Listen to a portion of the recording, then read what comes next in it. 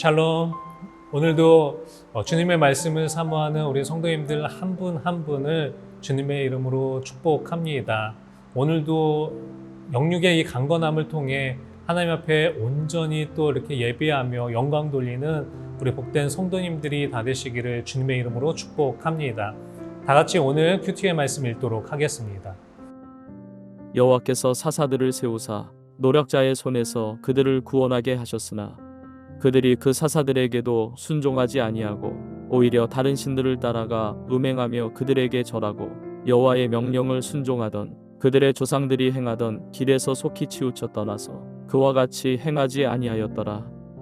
여호와께서 그들을 위하여 사사들을 세우실 때에는 그 사사와 함께 하셨고 그 사사가 사는 날 동안에는 여호와께서 그들을 대적의 손에서 구원하셨으니 이는 그들이 대적에게 압박과 괴롭게 함을 받아 슬피 부르짖음으로 여호와께서 뜻을 돌이키셨음이거늘 그 사사가 죽은 후에는 그들이 돌이켜 그들의 조상들보다 더욱 타락하여 다른 신들을 따라 섬기며 그들에게 절하고 그들의 행위와 패역한 길을 그치지 아니하였으므로 여호와께서 이스라엘에게 진노하여 이르시되 이 백성이 내가 그들의 조상들에게 명령한 언약을 어기고 나의 목소리를 순종하지 아니하였은즉 나도 여호수아가 죽을 때에 남겨둔 이방 민족들을 다시는 그들 앞에서 하나도 쫓아내지 아니하리니 이는 이스라엘이 그들의 조상들이 지킨 것 같이 나 여호와의 도를 지켜 행하나 아니하나 그들을 시험하려 함이라 하시니라.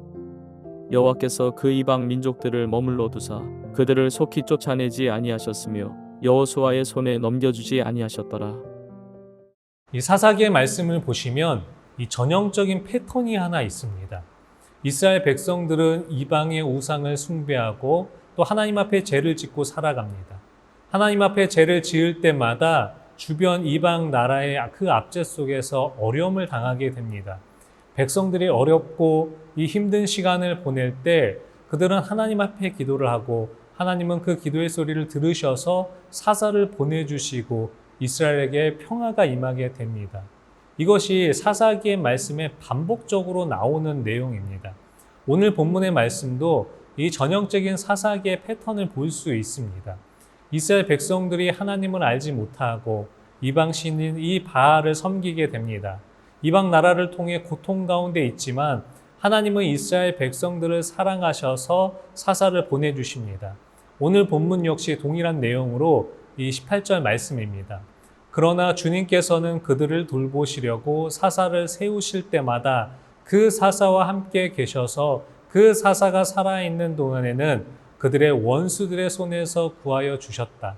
주님께서 원수들에게 억눌려 괴로움을 당하는 그들의 신음소리를 들으시고 그들을 불쌍히 여기셨기 때문이다. 하나님께서 이스라엘 백성들의 고통을 보시고 안타까워하셨습니다. 그리고 하나님께서는 이스라엘을 위하여 사사를 보내주십니다. 하나님께서 사사를 보내주신 이유가 무엇입니까? 이스라엘 백성들이 하나님을 알게 하기 위함이었습니다. 우리가 하나님을 인식할 수 있는 이 두 가지의 방법이 있습니다. 하나는 하나님 안에 있을 때 하나님을 알아가게 됩니다. 내가 말씀으로 은혜를 충만하게 받고 그 말씀대로 행할 때마다 하나님께서 축복의 길로 인도해 주시는 것을 경험하게 되는 것입니다. 그리고 또 다른 하나는 재앙을 통해서 그 고통을 통해서 그 고난을 통해서 하나님을 찾게 되고 하나님을 알게 되는 것입니다. 이스라엘 백성들이 그 고통과 그 재앙 가운데에 하나님을 찾을 때마다 사사를 보내주신 것처럼 하나님을 경험하게 됩니다. 이스라엘 백성이 적극적으로 하나님을 바라보며 하나님의 말씀을 지키는 일에 소홀히 함으로 그 재앙이 임하게 된 것입니다. 그럼에도 불구하고 하나님은 이 백성들을 사랑하셔서 사사를 보내주셨습니다. 18절 말씀에서 뜻을 돌이키셨다라고 하는 것은 긍휼히 여긴다라는 뜻입니다. 하나님께서 백성들에게 긍휼히 여기셔서 고통 속에만 있지 않게 하셨다라는 것입니다. 하나님께서는 백성들의 고통 소리를 늘 듣고 계십니다.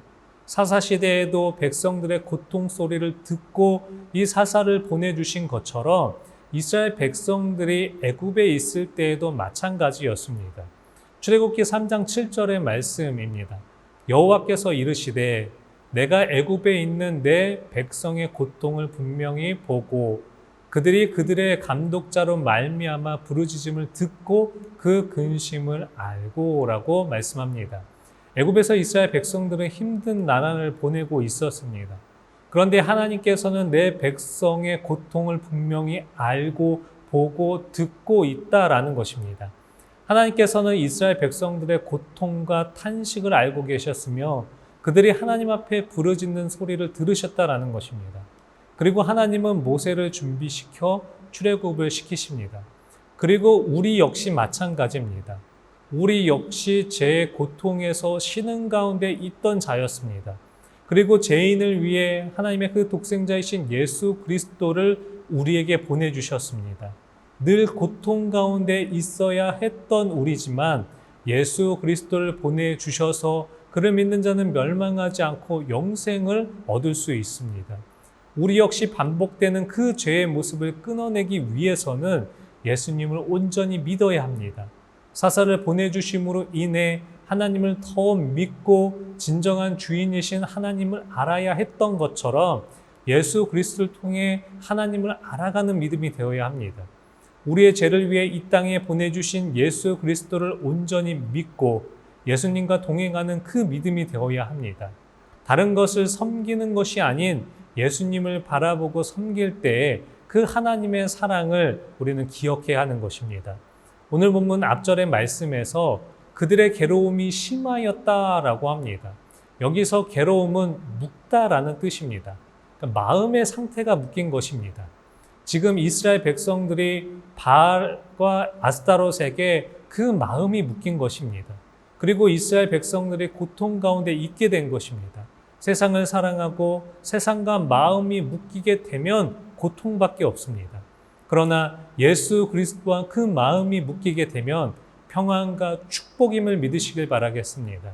그래서 우리는 예수 그리스도와 늘 함께하는 믿음의 모습이 되어야 합니다. 사랑하는 성도 여러분, 오늘 하루의 삶도 우리 세상의 것과 그 마음이 묶이지 않고 예수님과 함께하는 믿음의 모습이 되시기를 간절히 축복합니다. 하나님은 우리를 너무 사랑하셔서 예수 그리스도를 이 땅에 보내주셨습니다. 오늘 하루도 우리 예수님만을 바라보고 예수님과 동행하는 믿음의 모습이 되어 하나님의 그 사랑을 마음껏 누리는 복된 하루의 시간이 되시기를 주님의 이름으로 간절히 축복합니다. 기도하겠습니다.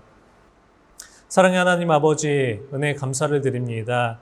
오늘도 귀한 하나님의 말씀을 우리가 듣고 또 나누었습니다. 하나님, 정말 우리를 너무나 사랑하셔서 이 땅에 예수 그리스도를 보내주셨던 그 하나님의 마음과 사랑을 기억하게 하여 주시옵소서.